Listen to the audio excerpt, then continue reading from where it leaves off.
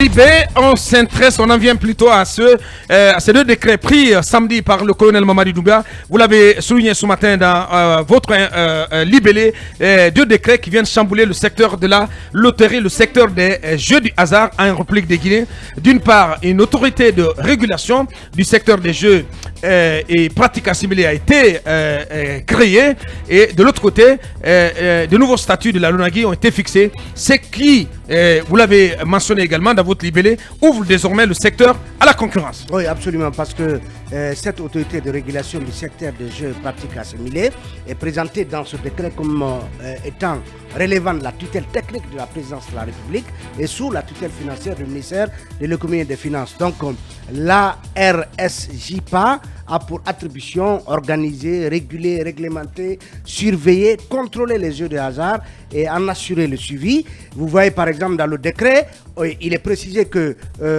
cette autorité autorise toute forme de jeu de hasard, contrôle le respect des lois et règlements ainsi que les obligations résultant des autorisations et conventions en vigueur, mais aussi, plus loin, ce décret précise qu'il revient à cette autorité de réaliser les flux financiers sur le secteur de jeux de hasard et pratiques assimilées, de contribuer à la lutte contre le blanchiment de capitaux en liaison avec les autres structures de l'État, mais également établir un rapport annuel sur l'état des activités du secteur des jeux de hasard et pratiques assimilées. Donc désormais, Aboubakar, ce statut qui avait été reproché à la LONAGUI d'être à la fois juge et parti, d'être à la fois régulateur et exploitant, exploitant du segment des jeux. Donc à travers la création de cette autorité de régulation, le président de la transition met fin à cette ambiguïté dans les missions de la LONAGUI. Donc premier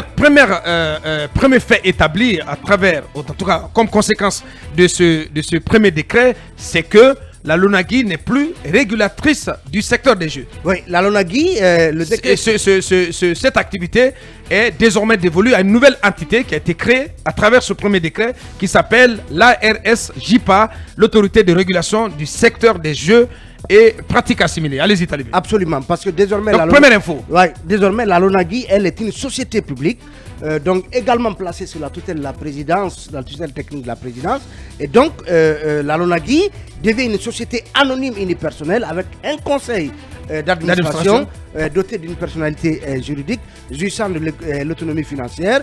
Et donc, ce décret qui institue une nouvelle autorité et qui transforme la LONAGUI en une société rapporte justement toutes les dispositions antérieures qui avaient accordé antérieures contraires, notamment le décret de mai 2022, le 19 mai 2022, qui justement en son article 1er avait disposé que le monopole de l'organisation, de la gestion et l'exploitation de toute forme de loterie, de jeux, de pronostics et assimilés revenait à la LONAGUI. Donc désormais, le nouveau décret sur la LONAGUI casse ce monopole. C'est ce monopole. Bien. Alors la question Aboubakar aujourd'hui, bien évidemment, vous le savez, la question du monopole accordé à la LONAGUI à l'époque avait ému plus d'un observateur parce que ça posait le cas critique d'une société importante qui a beaucoup œuvré pour ce pays, notamment les Guinée Games.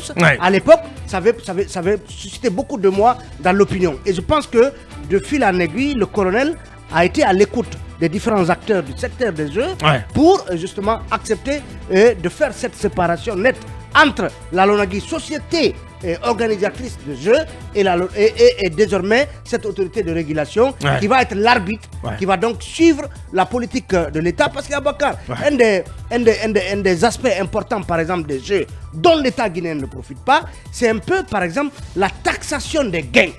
Normalement, quand vous avez un gain, l'État a un pourcentage sur les gains que vous avez obtenus. À Bakar, vous avez, parce que vous avez, bon, c'est pourquoi on les appelle les jeux de hasard. Vous avez, par exemple, 500 millions.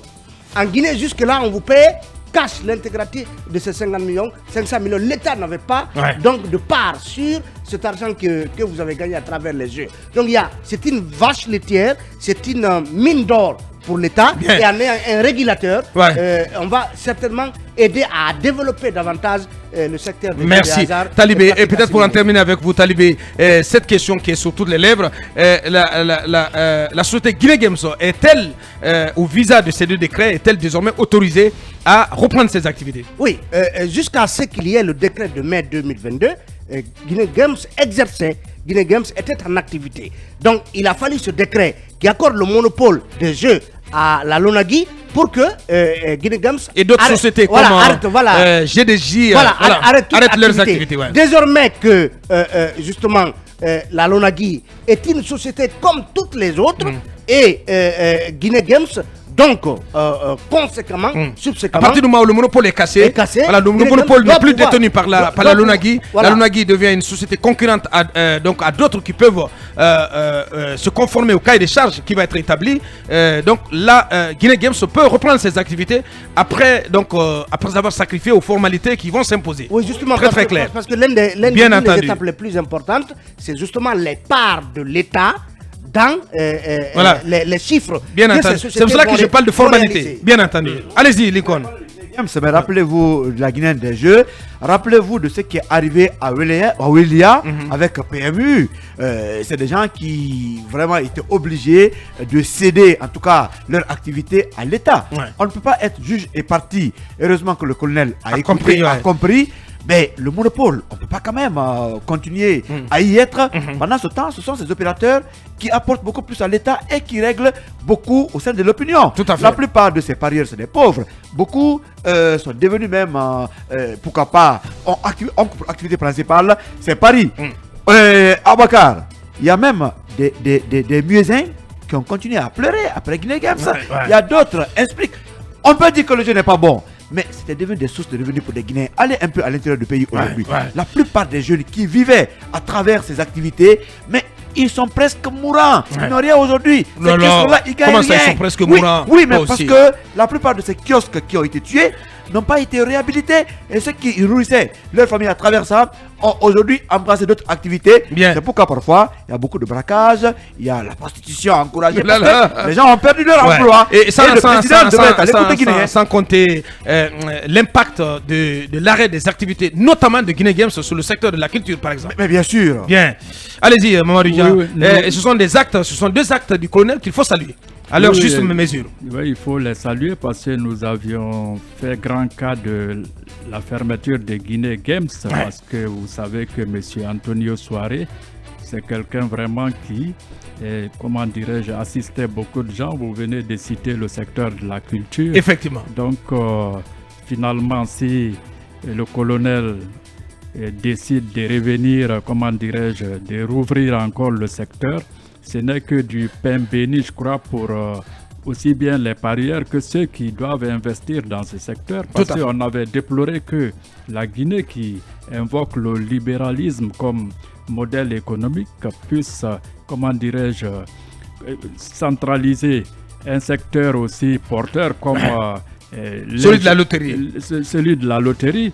Et au moment où la Chine communiste aujourd'hui est arrivée à s'enrichir en ouvrant son marché à travers, comment dirais-je, Deng Xiaoping, le président chinois et père du miracle chinois, qui disait que ce n'est pas mauvais de s'enrichir. Bien. Maintenant, comment nous, on pouvait fermer ça? Donc, au-delà du préjudice qu'on a fait subir à Guinée Games, depuis le mois de mai jusqu'à maintenant, en fermant... Depuis le mois d'août plutôt. Depuis le mois d'août, en fermant cette grosse boîte, je crois qu'aujourd'hui, cette société est en droit de reprendre ses activités. Et je crois que ça fait plus d'emplois.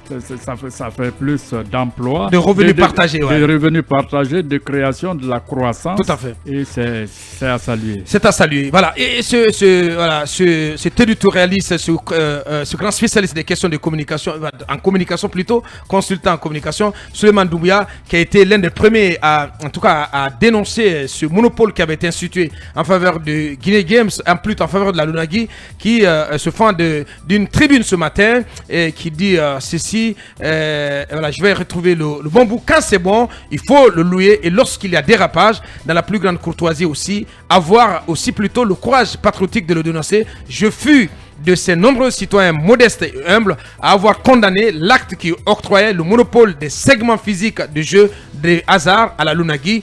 Et ça, mais en toute sincérité, hormis la violation des règles de concurrence instituées par acte législatif, la quintessence de ma désapprobation résidait simplement dans le fait qu'une même entité cumulait à elle seule les fonctions incompatibles ou antinomiques des régulatrices, mais aussi d'exploitantes. Et signé Suleiman Doumbouya, voilà, qui est consultant en communication. Allez-y, Akoumba Diallo.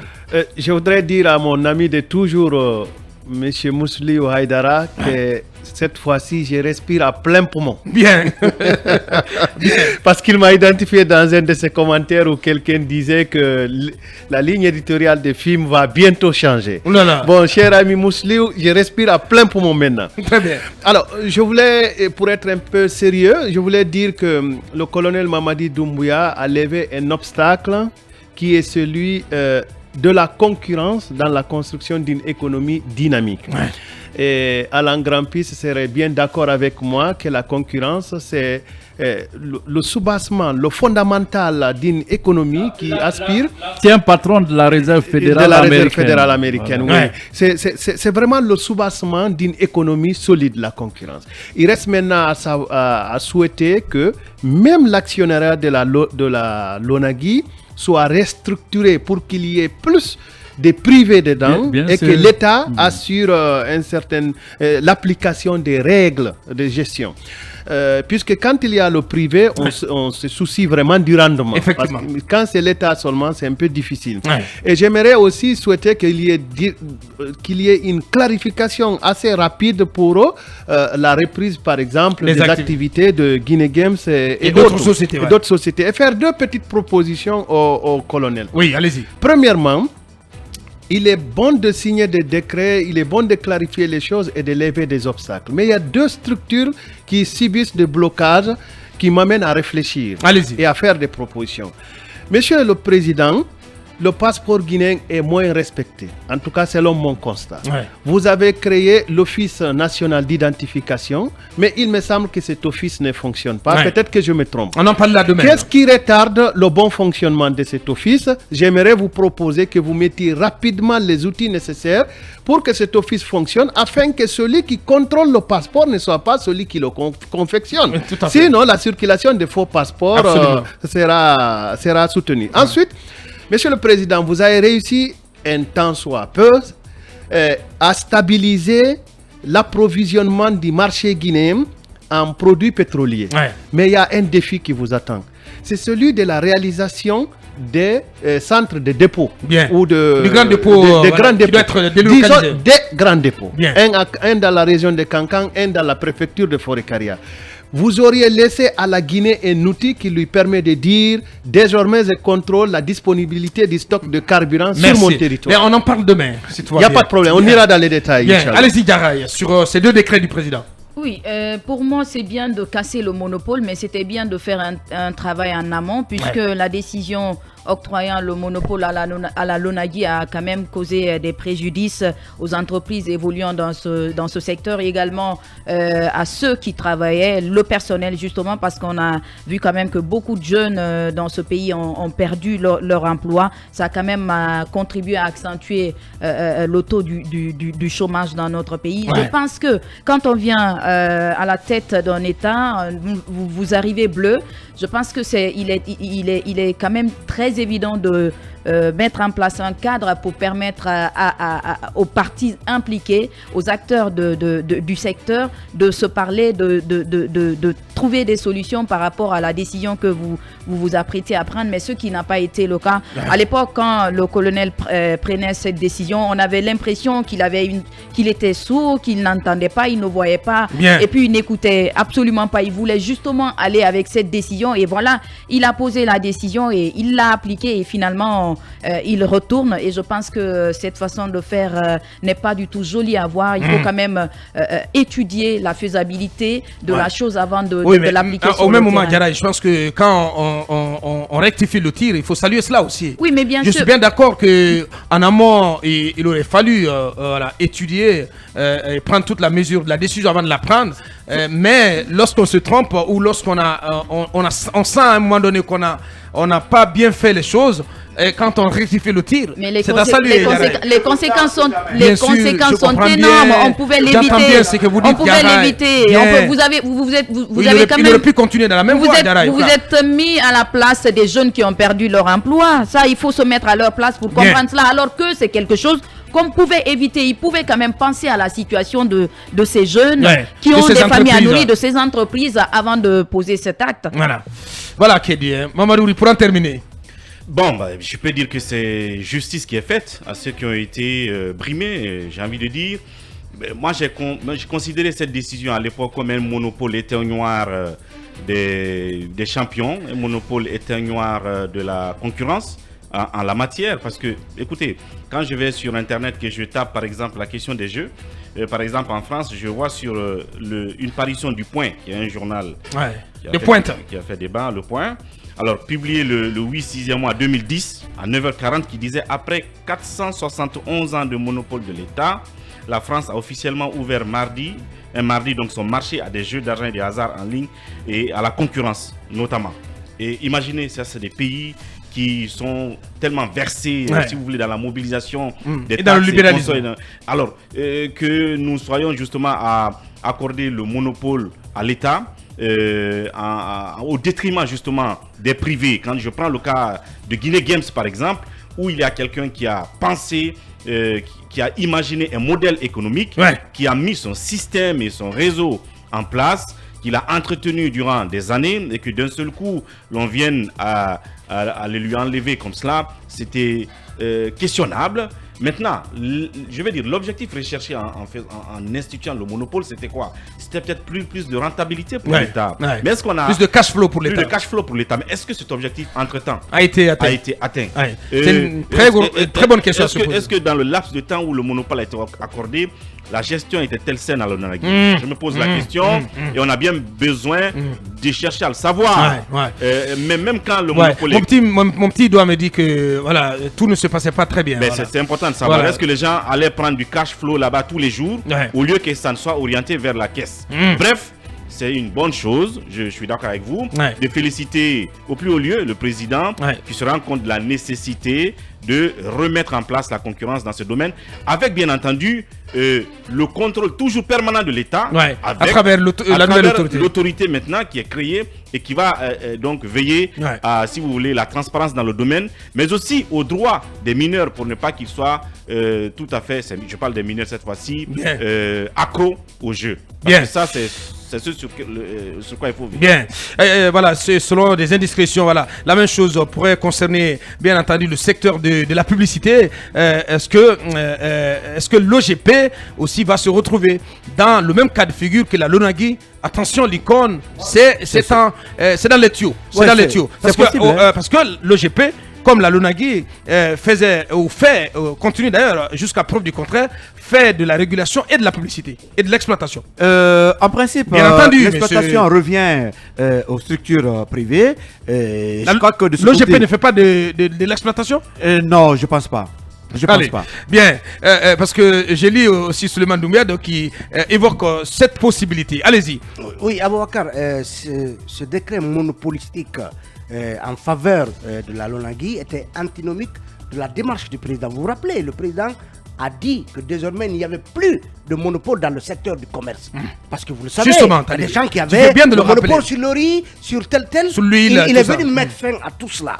Aujourd'hui, avec le temps, il a eu de l'écoute, il a parlé avec des acteurs avec des spécialistes. Qui nous fait comprendre. Si par exemple, avec la Lonagui qui centralise tout, vous avez 10 milliards par mois au compte des jeux, en ouvrant le secteur qui va toucher plus de joueurs qui va permettre justement d'engranger plus de ressources, l'État pourrait doubler, pourquoi pas tripler ses recettes dans ce domaine. Bien. Donc c'est une décision sanitaire Ouais. et il ne faut pas encourager le monopole. Et c'était franchement tout à fait contraire à ce que le colonel lui-même a prôné. Parce que vous le savez, à Bakar, des fois, le colonel, il travaille avec des conseillers, Bien il sûr. travaille avec des ministres, Avec des cabinets, avec des pourquoi pas. cabinets. Ouais. Peut-être qu'il peut penser que, en tout cas, l'amener à penser que telle option est la bonne, mais à la longue, le temps lui permet de voir davantage, de voir plus clair Bien. les réalités. Merci. Donc, on va continuer avec vos réactions dans un court instant.